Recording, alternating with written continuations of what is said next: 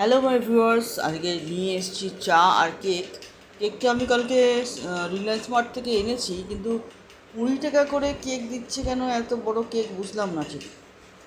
তাই আমি ডেট দেখেছি, ডেট কোনো এক্সপায়ার ফায়ার কিছু না, কিন্তু 20 টাকা করে পুরো 5খানা পিস 20 টাকা করে দিচ্ছে কেন?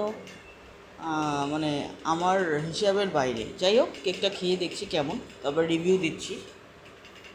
আর কেক কিনেছি কালকে রিলায়েন্স মার্ট থেকে, এই পুরো কেকটা 20 টাকা, এখানে লেখাই আছে 20 টাকা। এই যে দেখো 20 টাকা লেখা, এই দেখতে পাচ্ছ 20 টাকা, এটা লেখা আছে 20 টাকা। তো চলো খেয়ে দেখি। আমার সাথে নিয়েছি চা, তো চলো খেয়ে। আজকে ম্যাগি খাচ্ছি, কালকেও ম্যাগি খেয়েছি। আজকে অনেকটা একটু করে রেখেছিলাম কালকে, ওই জন্য আজকেও ম্যাগি খাবো। ম্যাগির সাথে এই জিনিসটা অ্যাড করলে দারুণ লাগে খেতে। খেয়ে দেখবে একবার চানাচুর বা ম্যাগির সাথে এটা অ্যাড করে খেলে দুর্ধর্ষ লাগে। এটা চানাচুর, এটা অ্যাড করে খাবে।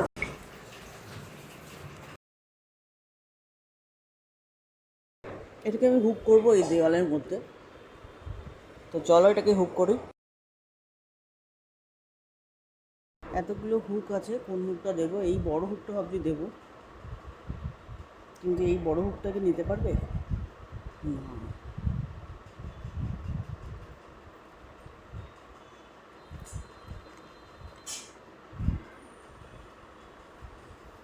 তোমরা বলো এত হুকের মধ্যে কোন হুক আমি দেবো, বলো।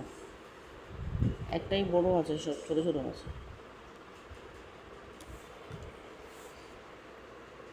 না, এইটা লাগাবো।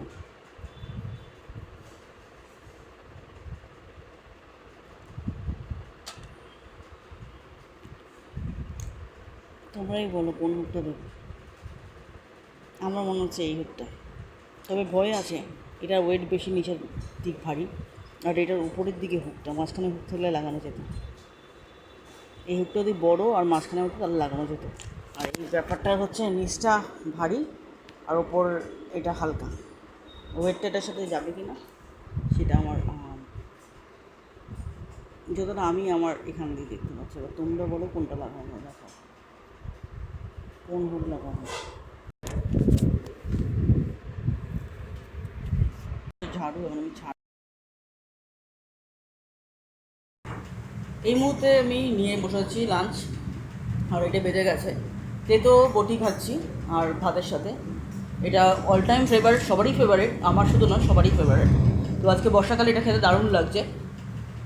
আর চলো এরপরে কি, আর একটু তেতোবতি হলে ভালো হয়, কারণ যারা তেতোবতি মানে যাদের ফেভারিট তাদের তো তেতোবতি একটু যদিও কম পড়ে, তো তেতোবতি হলে বেশি ভালো হয় আর একটু খেলে। কারণ তেতোবটি যখন তুমি বানাবে, ফার্স্ট রান্না করে বানাবে তখনের যে টেস্ট, কিন্তু পরে কিন্তু টেস্টে পাওয়া যাবে না, কারণ ময়েশ্চারাইজার বা তেলটা তখন উড়ে যায়। মানে তেঁতোর যে মানে উচ্ছে বা যেটাকেই বলো, সেটা আলুটা অয়েলটা টেনে নেয়।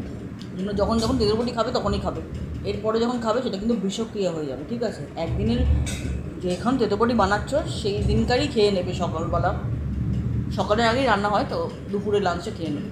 রাত্রে কিন্তু প্লিজ খেও না, পরের দিন কিন্তু খেও না, গ্যাস অম্বল ঢেকুর সব উঠবে। তাহলেও তেঁতুবটি এর ওপরেও মানে এইসবের ওপরেও তেঁতুবটি খাওয়া কেউ ছাড়ছে না, যেমন আমি ছাড়ি না। তো আমি জানি আমার মতো অনেক লাভার আছে তেঁতুবটি। এখন খাবো পটল দিয়ে চিংড়ি মাছের ঝোল। তো পটল স্টাফেও করে, অনেক সময় পটল চিংড়ির স্টাফ দিয়েও করানো যায়, সেটাও খেতে দারুণ হয়। তো এটাও একদম পাতলা ঝোল, এটাও খেতে পারো, এটাও করে খেয়েও দারুণ লাগে।